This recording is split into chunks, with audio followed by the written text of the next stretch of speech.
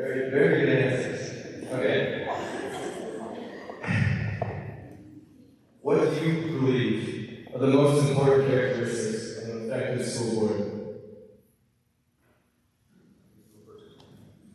I would say communication, and to tag on that, listen. You have to have good communication with the group, especially the leadership group. Listen to each other's opinions and ideas. You might not agree with the consensus when the topic is over, but I think you need to be able to respect the other opinions and viewpoints. And if the decision is made and you don't quite agree with it, I think you need to support that decision as a group, and then move on to the next aspect. Yeah, I would agree with that community, whether you support the decision or not, because at the end of the day, you are the school board as a whole, and not just a single board member. And I think also just having more of that sort of 30,000-foot view, and just keeping in mind how can we serve our students. If you have that thought in mind as a board, you're going to win every time. I would say, like said, being a good listener, not just listening, but listening to hear. Have you ever talked to someone and they are trying to interject as you are talking, or they're thinking of the next thing that they're going to say, instead of someone who really just listens and takes it in and is open-minded to new thoughts and new ideas, and also being trustworthy, knowing that you are in good hands, that you're going to be well taken care of. Your thoughts, your ideas, they are all going to be in good hands, and that your ideas and your concerns will be considered. I would say willing to take in all the facts, then push your personal biases aside and allow yourself to have your mind changed on something. You know, you could come into a situation thinking you already know the answer, but someone could come before the board and put a lot of effort into how they want to present to you. Give them their 3 to 5 minutes to present to you and allow your mind to be changed on something. I think that's very important.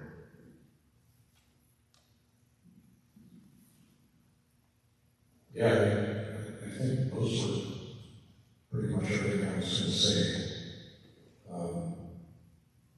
Yeah, my experience, those things apply to those groups that have that kind of authority to evaluate and participate in determining paths and outcomes for some goals and success. I think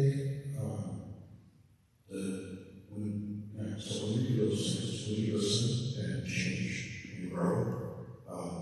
I've seen a synergy come from that. So synergy is one of the 7 habits, and it comes from the maturity continuum of having the maturity to be able to listen and to be able to be changed. And then what happens is just understanding in a community, and less gets said, and more of what said, more of what does get said matters, gets listened to, and then you have the synergy. Synergy is like 1 + 1 = 3 or 5, and then you're in that creative mode where you do great things. So, and the synergy,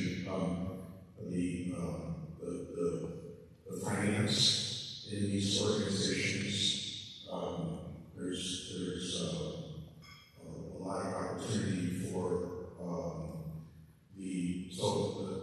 the dollars apply to everything we do, and so it's fun because you can look at the money and then discuss the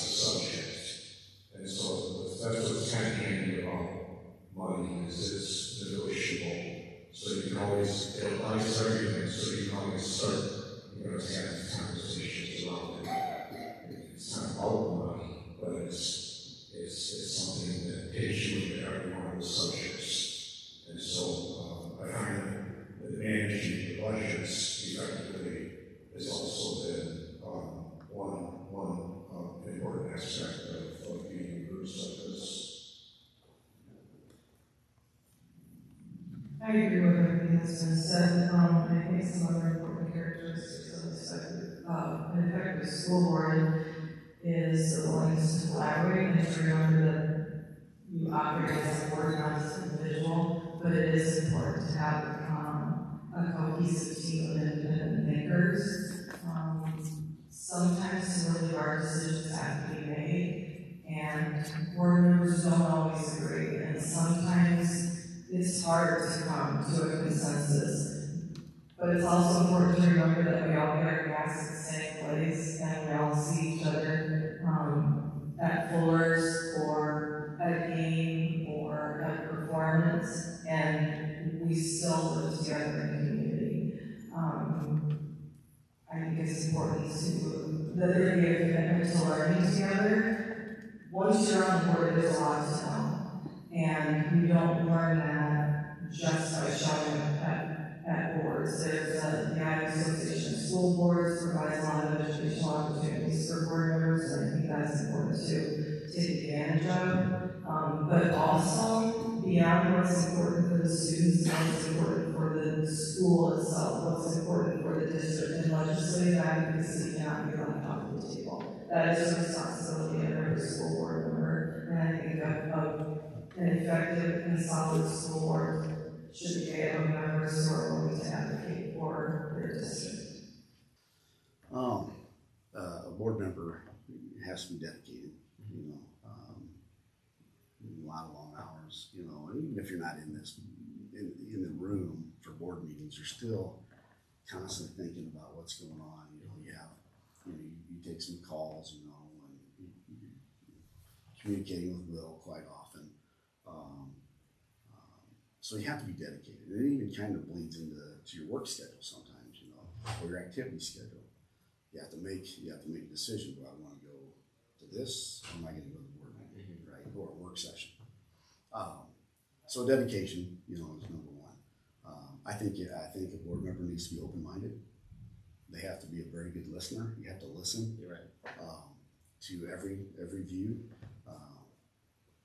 And then I think board members have to be collaborative, because there's 5 members here, and not everybody, thinks the same or has the same opinions,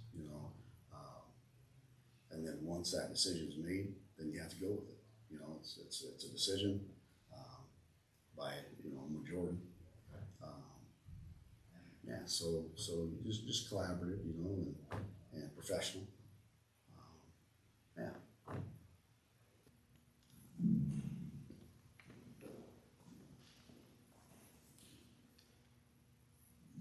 All right, so this is another community asked question. All right. Given the current climate where teachers are leaving the profession in droves, how do you feel the school board can help improve at Alburnett and aid in teacher retention?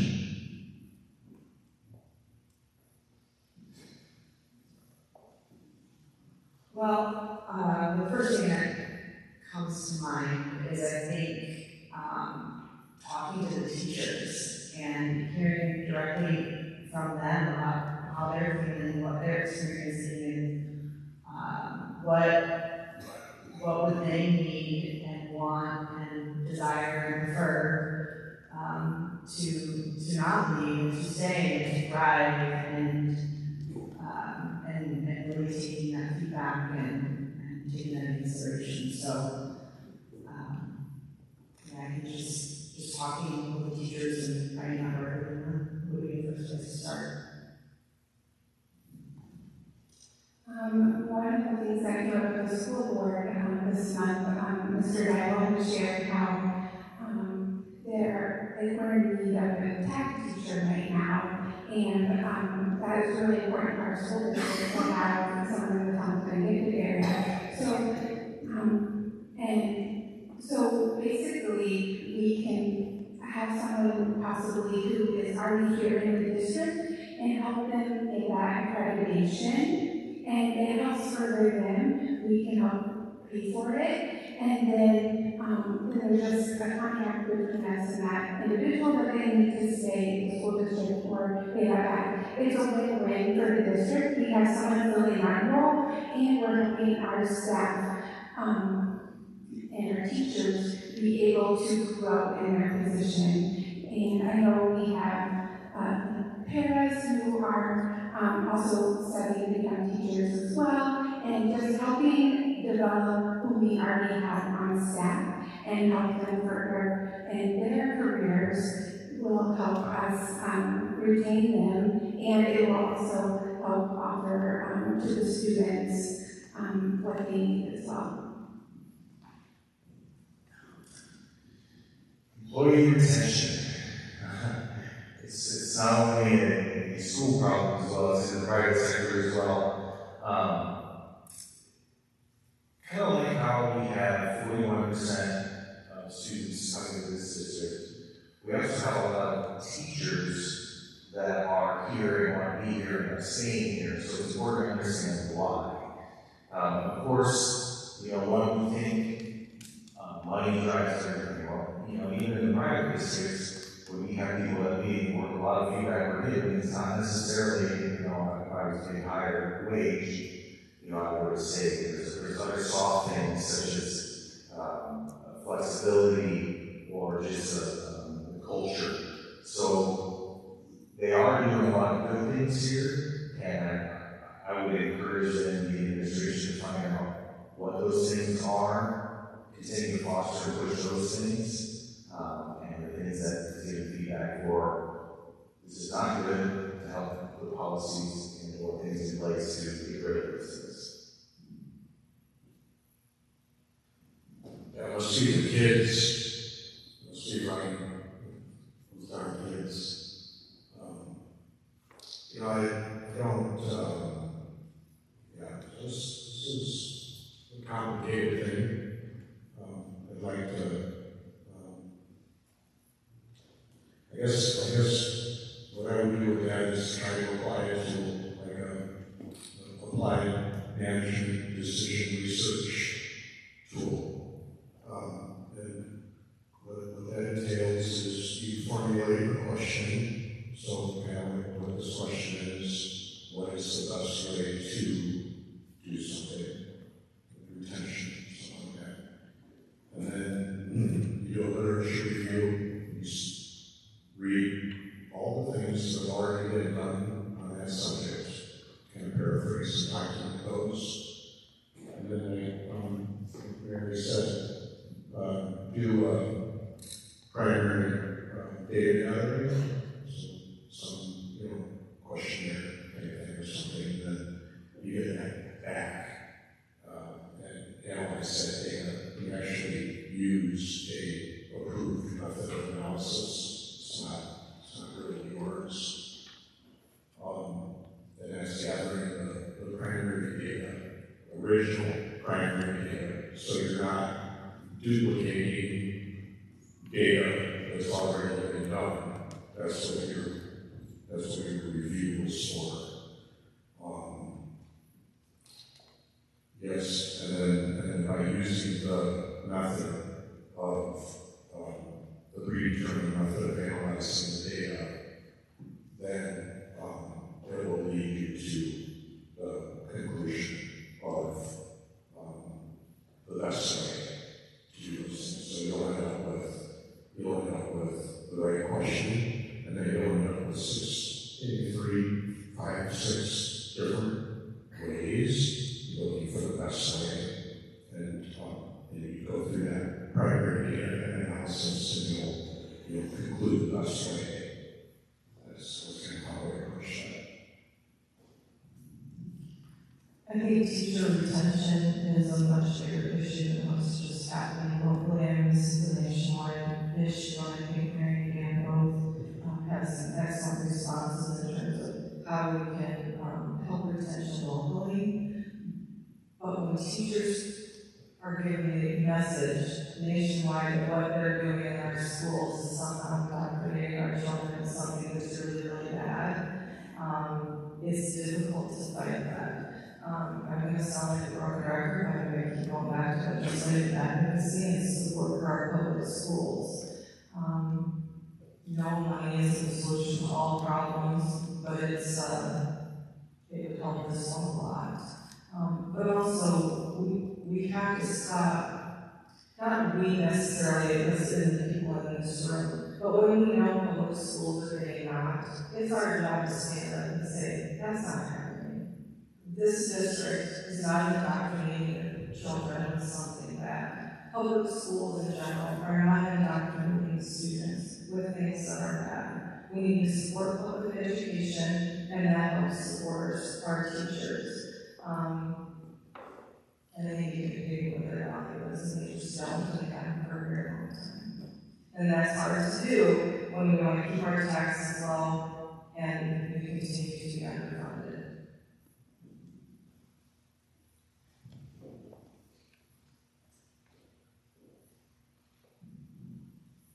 As far as teacher retention, I think there's a couple things we can do. Private sector, government, they have clients where there's random questions. How do you feel about your bosses and the environment? And that's something, get an idea of what the temperature is with your staff. Exit interviews. Why are they leaving? Is it a money issue? Which, again, money doesn't solve everything, but is it something that's systematic that we can affect, that we can change? Again, it's just like Dan said, it's also in the public safety sector. And one thing I've learned from some of my training is the generation's motivation is different. They're looking for more of a life-work balance. When I joined, we wanted overtime, we wanted to work basically when he's talking about it. The people that we're hiring now just want to work 40 hours. So we have to understand the audience and try to tailor their environment as best as we can and retain the good ones. And sometimes people leave it's not necessarily bad, but maybe they just aren't fit for your district. And sometimes that's positive, but if they are an asset, we need to do what we can. Yeah, well, I think the number one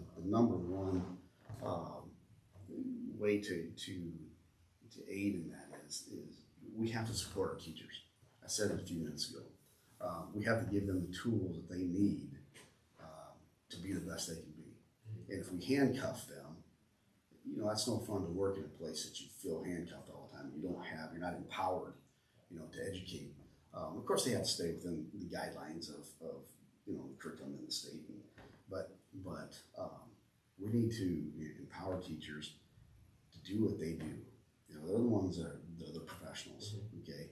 And we can all stand back here and talk about how it should be done and how it used to be done. But things change, people change, and I think you need to give those teachers that power, or empower them, and then we have to make sure the teachers are compensated for what they do. Whether that's money, vacation, benefits, those type of things, Right. And we're fortunate right now that we're in a good place financially, and we can do some things to try to make that better, so that we can compete with a surrounding district, like Linmar, Kennedy. But support is huge. Compensation is huge, and then just trusting them to do what they do. I just think that goes a long ways. It's unfortunate that we are in a climate where we are losing teachers, because I can't think of a better profession. I wish I was a teacher. I think that would have been a lot of fun. I like being around you guys, and when I was coaching football. So we need to get that interest back. Yeah. And have a positive spin on it instead of such a negative spin. Right.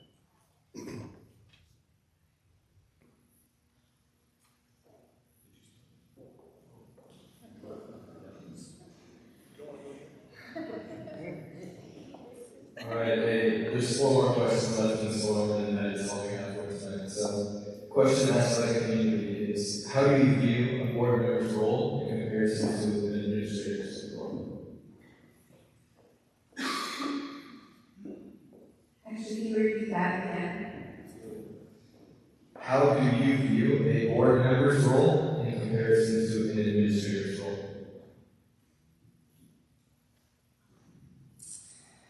Okay, let me think about this for a second. I would say that the board is there to support the administrators and we're more like the policy review and implementation, where the administrators are more on a day-to-day basis working with the staff, the teachers, the students, and we are there just to help support and to help make decisions for the district as a whole. I would say checks and balances. So from a fiscal point, the board's there to approve a lot of fiscal decisions. We want to buy this bus. It's $70,000. You get another bid. Oh, we've been going with Uber forever. Well, I'm going to go check out another one. Oh, this other one now sells for $60,000. Things of that nature. So they're a good check and balance because us as the community taxpayers want to make sure that we're not just, the administration isn't just some kind of cruise control and making decisions, that there's an overseer here to make sure that this is the right one. And then from a policy point of view, of making sure that from a check and balance, that the administration is consistent with the policies they have in place. There is a disciplinary action for this student. Was it the same for this student? Was it the same for this student? If so, then either not why. Things of that nature. So I think there are 30,000 review of fiscal as well as policy.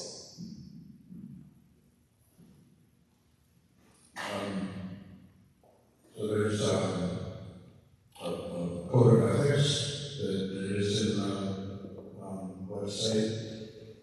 So the board members behave to a very high code of ethics. The reason I gathered for that is because the board member is one of the things that I think the main thing is representing the community. So the board members are the voice of the community, and we need to bring all of that voice to the administration. I think that's the main distinction, because the administration, I listened to the school board meetings, and they are already deeply involved in all sorts of details of everything. It is quite remarkable. It's not because it's a small school, because there's actually the same number of details in a big school, and actually we have fewer people working on the same number of tasks. I think that even though that they're already doing that the administration has to execute, implement, these tasks every day, all of the administration. And so if we can be the voice of the people, it goes back to what these guys are saying about it's not one of our voices, it's your voices. We're kind of just kind of a conduit, right, to keep, and the information should flow both ways. So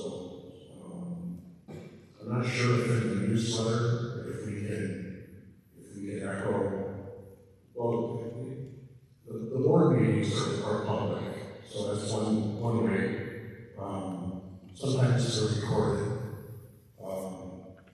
So the flow of information also has to go back out to the public from the board. And so I can see that being the key responsibility of the school board members in their support of the administration who's applying the policy on a day-to-day basis. That feedback, the input from the community to the board, and the feedback from the administration and board back out to the community. I would agree. Responsibility of the board is to represent the voice of the voting public financially and in policy, but also to represent the best interests of the district to the legislators. We're not administrators, we're not employees of the district. Board members do not get involved in personnel decisions or disciplinary decisions unless it reaches the most critical level. Otherwise, the responsibilities of the board member are financial and policy and advocating for the district.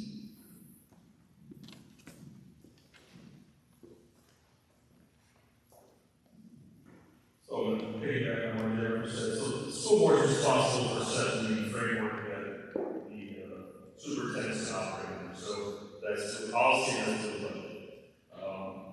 And then basically, representing all the taxpayers, people that voted for us in that position, board of directors, so we're directing the superintendent on how we like that district to operate. The only time we would be involved in a disciplinary issue, we're looking at expulsion. So again, we basically manage one employee, that'd be the superintendent, who manages everybody else in the district. So, that's the difference that I see. I'll just kind of sum this up real quickly. I would say the role of the board is governance and decision making, and the role of administration is really the implementation and management of that. Well, they definitely have separate roles, for sure. The board, I've been very fortunate to be part of this process twice, is responsible for hiring the superintendent, which would be like the CEO of the company, right? He's the big dog.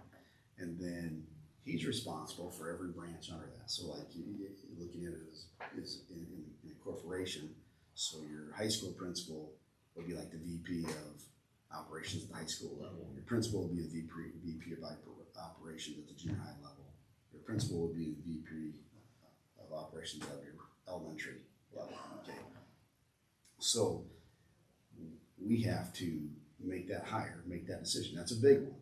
Okay, that's probably the two biggest decisions we've had to make since I've been on the board, are hiring the superintendents. And then you have to trust in him or her that he's leading the district. He's running the district the way you expect, right? So then what we do is we don't get involved in the day-to-day. We don't do that. But we're responsible for fiscal responsibility. So any purchases, over whatever X amount of dollars, has to be approved by the board.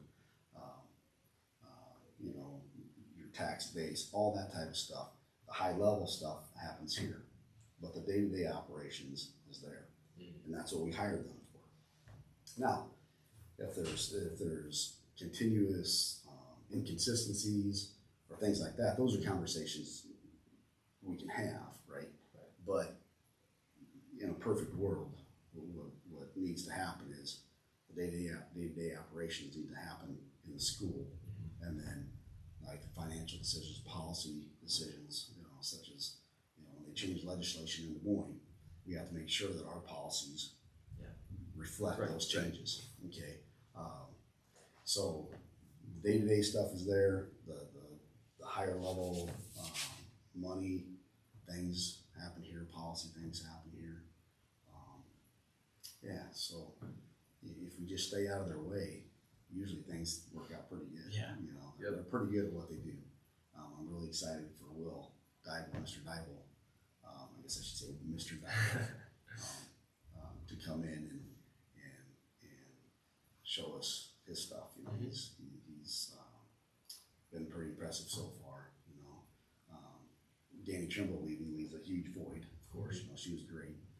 She's moved on to bigger and better things, and so now I'm excited for a new era. You know, we're just gonna let Will do his thing, and we'll help. You know, I mean, you know, he'll have questions. You know, some of the biggest things that we can help with are, you know, some of the history of the district and where we've come from and where we are now.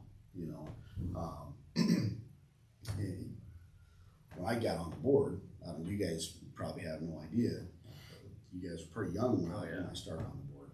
But when I got on the board, we were in a really bad fiscal, you know, financial situation.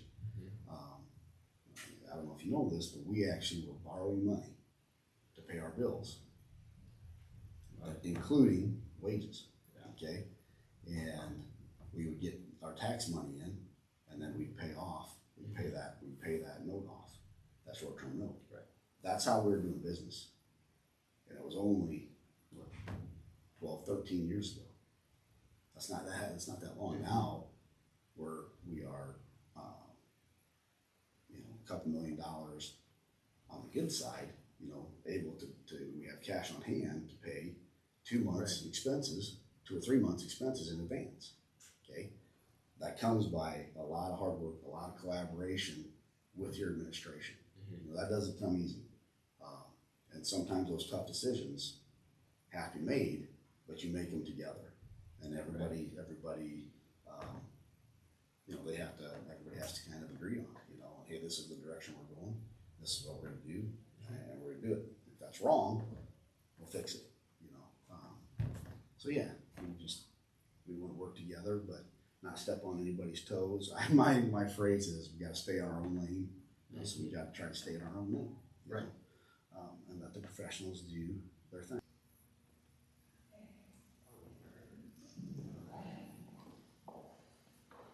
All right. Another unique question. Many people who serve as a board member are also parents/family of students who attend Alburnett. How would you separate yourself as an elected official and a parent if you have a child in the district? I think it's something funny and witty because I have one of my children is here.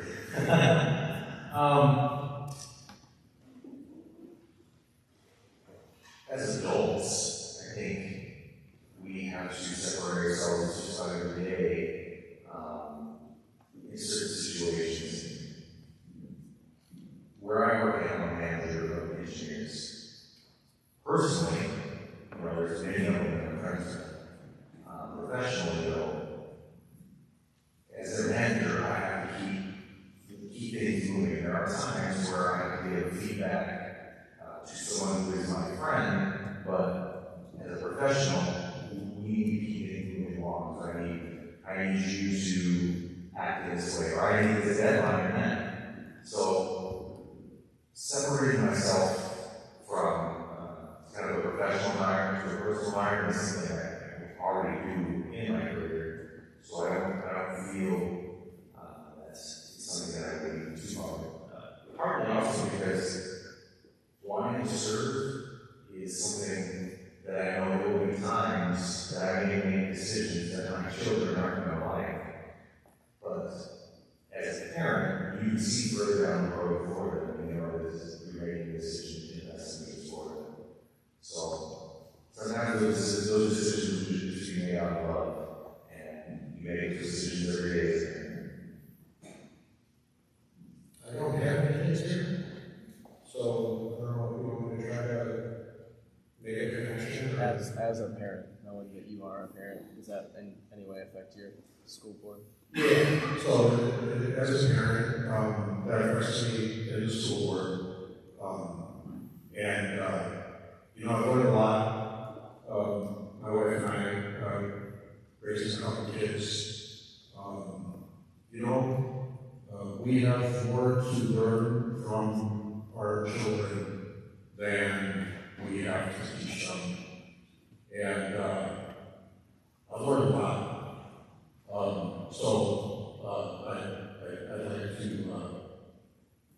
I'd like to get that back. And really, and it's a funny thing being a parent, is you learn all this stuff as they grow up, and just about the time you get it figured out a little bit, they're all grown up and gone. It's like, man, just got that figured out, and now you're done. So it's a nice opportunity to not quite be done, and be able to get that back a little bit. Yes, absolutely.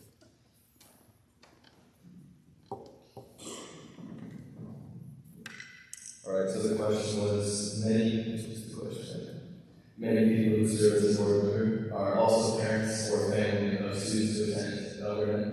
How would you separate yourself as an elected official and a parent if you have a child in the district? Having been there is really not as hard as some might think it is. I think anybody who comes to the board who has children or grandchildren in the district gives that pretty serious thought. Not just about how our kids behave or what to expect of them, but how some decisions we make will impact them.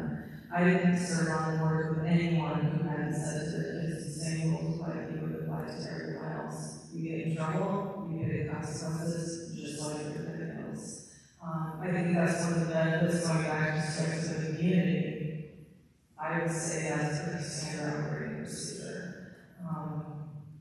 I think that also goes back to maturity, and I was talking about the maturity to make sound decisions earlier, so that's not a concern that I had with any other board member when I served.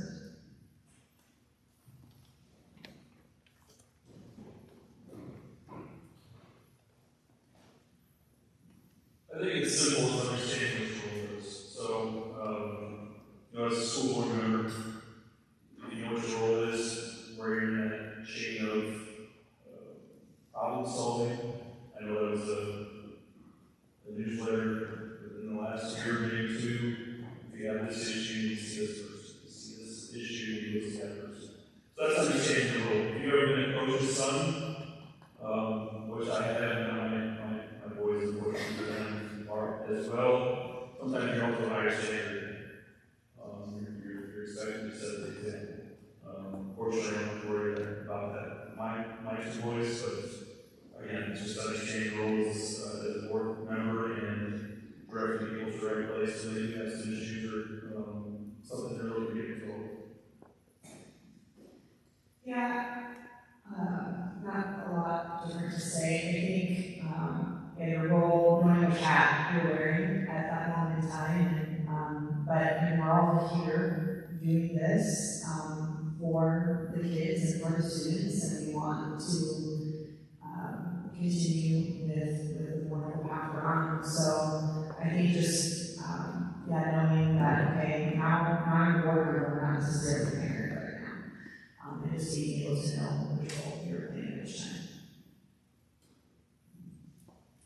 Basically, just going to reiterate what they said, but we all wear different hats: mom, wife, school board member.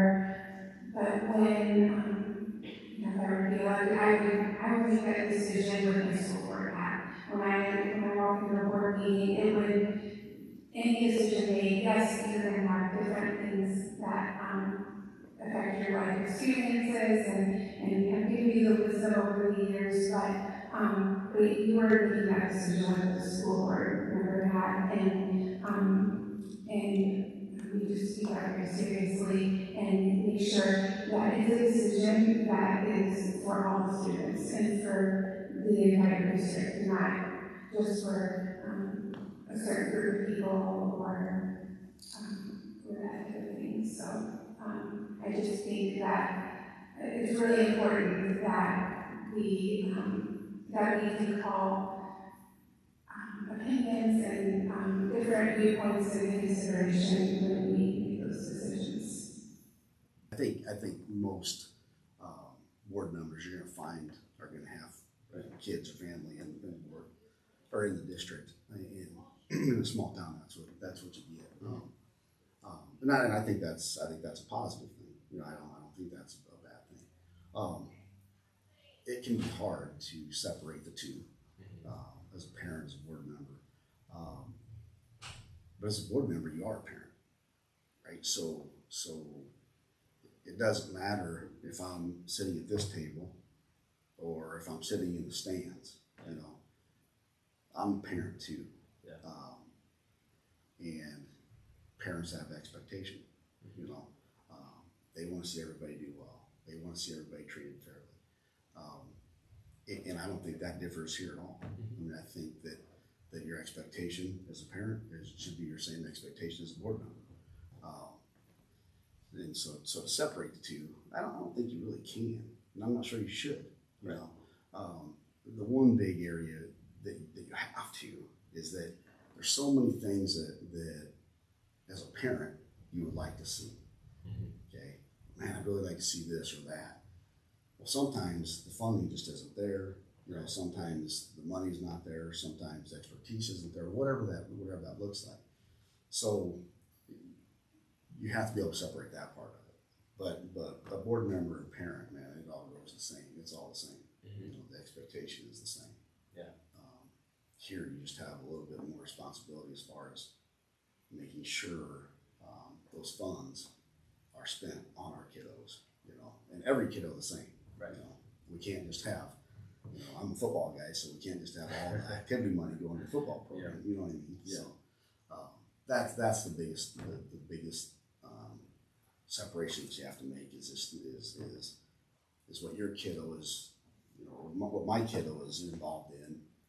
Well, just because my daughter's not in band doesn't mean band is any less important to this district. Right.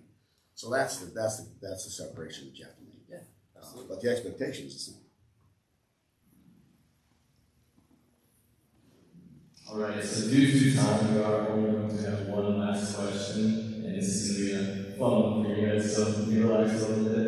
I would just like to thank on behalf of NHS all of our core candidates for coming out tonight and being willing to answer all these questions, and I want to thank all of you guys for being able to be here tonight, so thank you very much. The last question we're going to ask is, what is your dream vacation and why? They've changed over the years.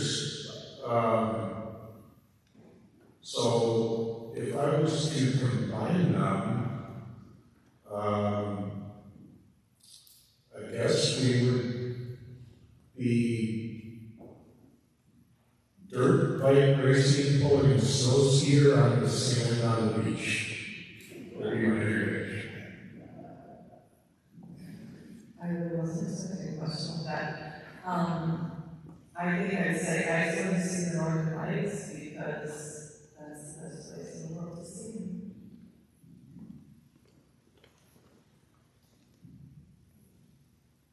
Is there a limit to how long this vacation can be? I'd like to go back to Europe, I was a military brat. I was born in Italy. I know I don't look Italian, and that's okay. But the culture, the different people, customs, I think that would be great for me. And of course, I won't do it alone and take my family with me and just see what else there is out there in the world. I've traveled a lot for work, for the military, for vacation. When I'm on vacation, I'm glad I live that way. So, some places are great to visit, but not so great for living. My dream vacation would be fully funded by someone else. It would be a month long, and it would be with my family, my closest friends on the beach near the ocean. It wasn't until recently that I really understood what vacation was.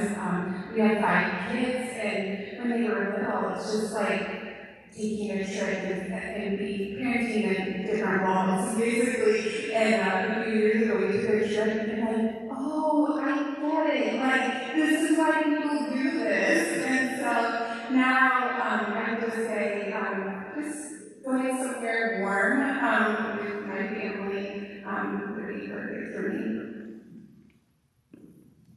I've been fortunate to actually travel a lot in my life for various reasons, whether it's work or just my parents being in the military.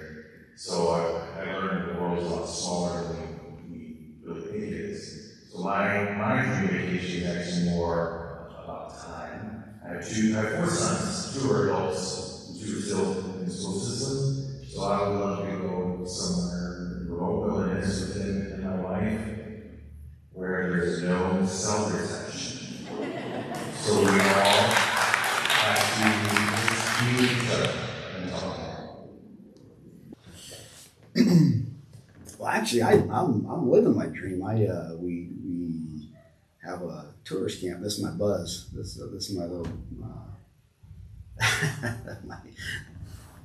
my advertisement for my fishing camp. So we actually have a fishing camp up in Ontario. So that's where we love to go, and that's we do it.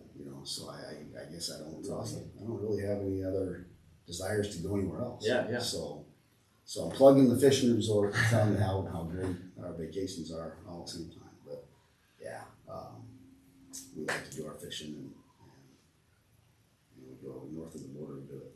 It's awesome. All right, I'm going to invite Tiffany Grigson up here for our closing comments, and then I invite all of you for food and cookies just outside, made by FCCLA. All right, guys. Let's give a round of applause to the NHS members.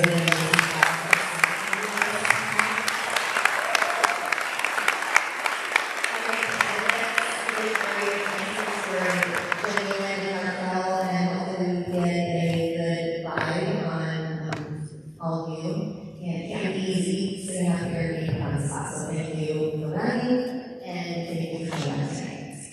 I will say, as much as the big turnout, it's a smile on my face, it won't really matter if we don't show up and vote on November 7th. So I'm not sure if you heard, but the last couple of elections, the turnout was pretty dismal. I think it was something like 9 and 15%. You guys, that's like the candidates, grandmothers, book club coming and deciding what happens in the school. So we can change that. We can make a goal. Let's say like 50%. I'm shooting for the start, so let's be optimistic. Wait. Oh, this just in. So our new superintendent, said that if we have a record turnout, he is going to shake his head. So thanks so much for that.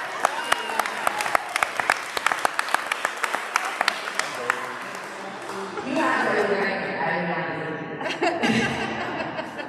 But anyway, regardless of whether this school district or not, tell your friends, tell your neighbors' friends, tell your dogs, cousins, uncles, co-workers, friends to show up and vote on November 7th, because if you actually care about the school and the community, you'll make that a priority and put it on your calendar. So thanks for coming. Make sure you have cookie and refreshments.